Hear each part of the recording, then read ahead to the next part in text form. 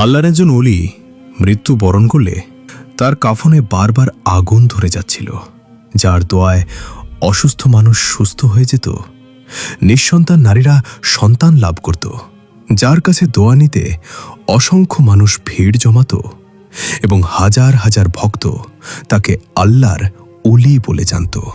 অথচ তার মৃত্যুর পর তাকে কাফন দেওয়ার সময় বারবার কাফনে আগুন ধরে যাচ্ছিল। কিন্তু কেন? এর আড়ালে এক লোমহর্ষক ঘটনা লুকিয়ে আছে, জানলে আপনি বিস্ময়ে হতবাক হয়ে যাবেন। শুরু করার আগে কমেন্টে লিখুন আস্তাগফিরুল্লাহ। নূরপুর গ্রামে রফিক নামের এক ব্যক্তি ছিলেন।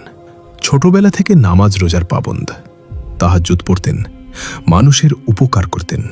কবরস্থানের পাশে একটা ঝুপড়ি বানিয়ে সেখানে থাকতেন, রাতভর ইবাদত। মানুষ মুগ্ধ হয়ে বলতো, কি নেককার। একদিন এক নারী এলেন, 10 বছর বিয়ে হয়েছে, সন্তান হয়নি। স্বামী হুমকি দিচ্ছে দ্বিতীয় বিয়ে করবে। রফিক বললেন, বোন, সন্তান দেওয়া তো আল্লাহর হাতে, এই নাও তাবিজ, দোয়া, ইনশাআল্লাহ শীঘ্রই সুখবর পাবে। কয়েক মাস পরে সেই নারী গর্ভবতী হলেন। খবর ছড়িয়ে গেল। মানুষ তাকে পীর সাহেব বলে ডাকতে শুরু করল। তার খ্যাতি দূর দূরান্ত পর্যন্ত ছড়িয়ে গেল। মানুষ আসতে থাকল সন্তানের জন্য, অসুখের জন্য, সমস্যা সমাধানের জন্য। আর প্রত্যেকের সমস্যা সমাধান হয়ে যেত। মানুষ খুশি হয়ে টাকা দিয়ে যেত। পীর সাহেব একটা গোল্লক রেখে দিলেন। দিনে দিনে সেই গোল্লক ভারী হতে থাকল। পাশের গ্রামে সকিনা নামে এক তরুণী, ইয়াতিম, দরিদ্র, খুব কষ্টে বিয়ে হয়েছে চাচার ছেলে আরসালানের সাথে। কিন্তু শাশুড়ি তাকে একদম সহ্য করতে পারে না। শাশুড়ি বলতো, ধনী ঘরের মেয়ে আনতে পারতাম, এই গরিবের ঝি কেন? 2 বছর হয়ে গেছে, সন্তান হয়নি। শাশুড়ির অত্যাচার দিন দিন বাড়ছে। সুখবর কবে? 2 বছর হয়ে গেল। একদিন রোজিয়া খালা এলেন, বললেন, বেটি, পীর সাহেবের কাছে যাওনি? তার দোয়ায় কত বন্ধা নারী মা হয়েছে। সকিনার চোখ জ্বলে উঠল। সৌভাগ্যক্রমে সেদিন শাশুড়ি অন্য গ্রামে, আরসালান শহরে। রোজিয়া খালার সাথে সে পীর সাহেবের কাছে গেল। পীর সাহেব সকিনাকে দেখে স্তব্ধ, অপরূপ সুন্দরী। পীর সাহেব বললেন, তোমার ওপর তোমার শাশুড়ি কালো জাদু করেছে। এই জাদুর প্রতিকার না হলে তুমি কখনো মা হতে পারবে না। সকিনা ভয়ে কাঁপতে লাগল, বলল, আমি কি করব? পীর সাহেব বললেন, আজ ইশার নামাজের পর এই কবরস্থানে আসতে হবে। যে কবরে তোমার শাশুড়ি পুতুল পুঁতে রেখেছে সেখান থেকে বের করতে হবে। সন্ধ্যায় সকিনা আবার এলো। রোজিয়া খালা বাইরে অপেক্ষা করছেন। সকিনা ঝুপড়ির ভেতরে ঢুকল। অনেকক্ষণ পর সে বের হলো, ক্লান্ত, নীরব। সকিনা বলল, খালা, চলি। রোজিয়া খালা আধ ঘুমে জিজ্ঞেস করলেন, কাজ হয়ে গেছে? সকিনা বলল, জি জি খালা, সব শেষ। কয়েক সপ্তাহ পরে সকিনার বমি, মাথা ঘোরা। ডাক্তার যা বলল তা শুনে সকিনা পাথর হয়ে গেল। মুবারকবাদ, আপনি মা হতে যাচ্ছেন। কিন্তু আরসালান খুশি হওয়ার বদলে সকিনার দিকে এমনভাবে তাকালো যেন সে অপরাধী। শাশুড়ি আরও ক্রুদ্ধ হল। এরপর শুরু হলো আরও অত্যাচার। একদিন আরসালানের সামনেই শাশুড়ি সকিনাকে মারলেন।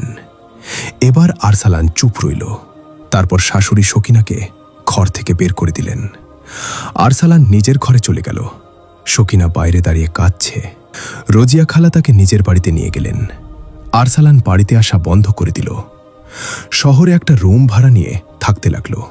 সকিনার সাথে দেখাও করে না। একদিন সকিনা তার সাথে দেখা করতে গেল। সকিনা বলল, আমার কি দোষ? আরসালান খুন খারাপি চোখে তাকালো। তারপর যা বলল তা শুনে সকিনা মাটিতে বসে পড়ল। সে বলল, তুমি আমার স্ত্রী নও। যে সন্তান তোমার পেটে সে আমার নয়। আমি জানি আমি বন্ধ্যা। ডাক্তাররা বলেছে আমি কখনো বাবা হতে পারবো না। তাহলে তোমার পেটে এই সন্তান কার? সকিনা ভেঙে পড়ল।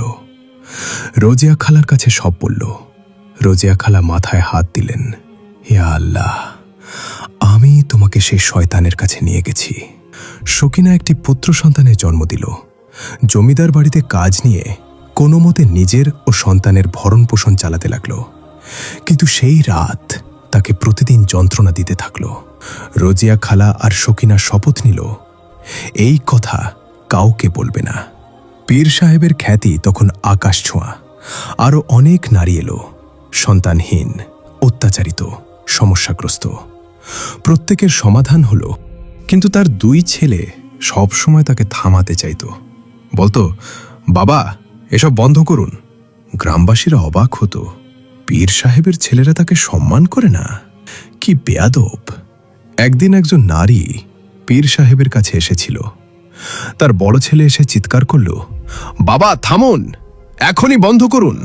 উপস্থিত নারীরা রাগে ফুঁসল, কি বেয়াদবি।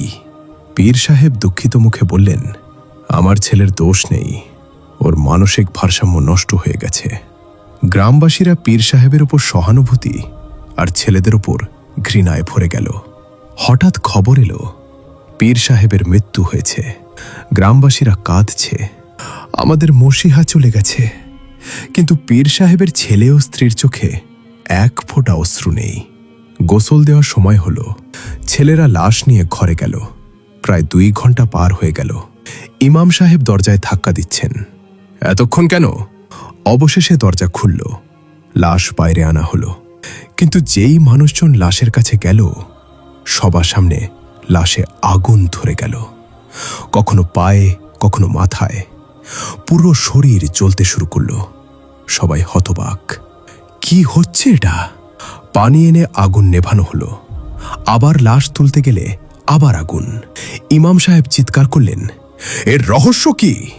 ছেলেরা মাথা নিচু করল, চোখে অশ্রু। গোসল দিতে দেরি হয়েছে, কারণ বারবার আগুন লাগছিল। 2টা কাফন পুড়ে গেছে, এটা 3য় কাফন। সবার মুখ খোলা রইল। আবার লাশ তোলা হলো। কয়েক পা এগোতেই বহনকারীদের হাত চলতে শুরু করল।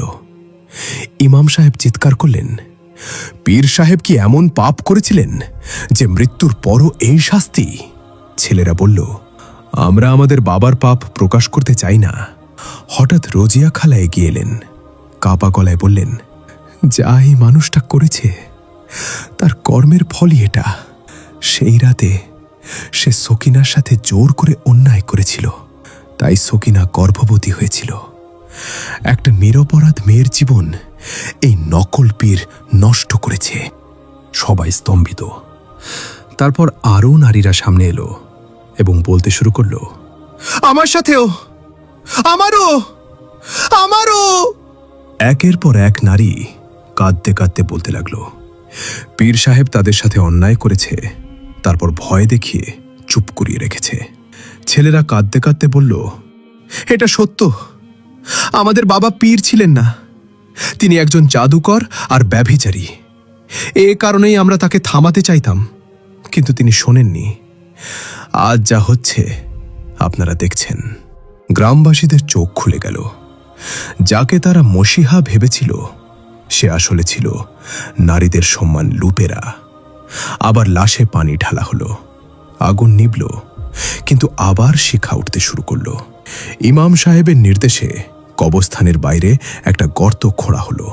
অনেক কষ্টে লাশ সেখানে নামানো হলো। দাফনের পরেও কবর থেকে আগুনের শিখা বেরোতে থাকল।